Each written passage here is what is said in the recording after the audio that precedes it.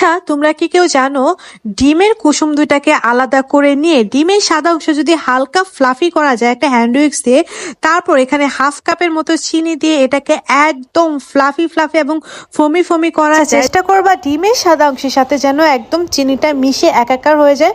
তারপর যখন ডিমের সাদা অংশের সাথে চিনিটা মিশে যাবে, তারপর এখানে ডিমের কুসুম দুটাকে দিয়ে দিবা। তারপর খুব ভালোভাবে মিশিয়ে নিবা। তারপর এখানে হাফ কাপের মতো ময়দা আর হাফ চা চামচের মতো বেকিং পাউডার খুব ভালোভাবে মিশিয়ে নিয়ে এটাকে একটা মোল্ডে তুলে নিবা এবং মোল্ডে ঢালার পর এটাকে খুব সুন্দরভাবে একটা কাঠি দিয়ে নাড়িয়ে দিবা যেন ভেতরে কোনো বাবলস ক্রিয়েট না হয়। তারপর একটা হাঁড়িতে এটাকে ঢাকনা দিয়ে প্রায় 20 মিনিটের মতো ঢেকে কুক করে নিবা। তাহলেই দেখবা হয়ে যাবে একদম নরম তুলতুলে স্পঞ্জি তেল ছাড়া কেক, যেটা চায়ের সাথে খেতে অসম্ভব রকম মজা লাগে। আর এই কেকটা দিয়ে কিন্তু তোমরা বার্থডে কেকও বানাইতে পারবা, দুর্দান্ত হয় খেতে। বাসায় অবশ্যই একবার হলেও আমার এই কেকটা ট্রাই করবে। আল্লাহ হাফেজ।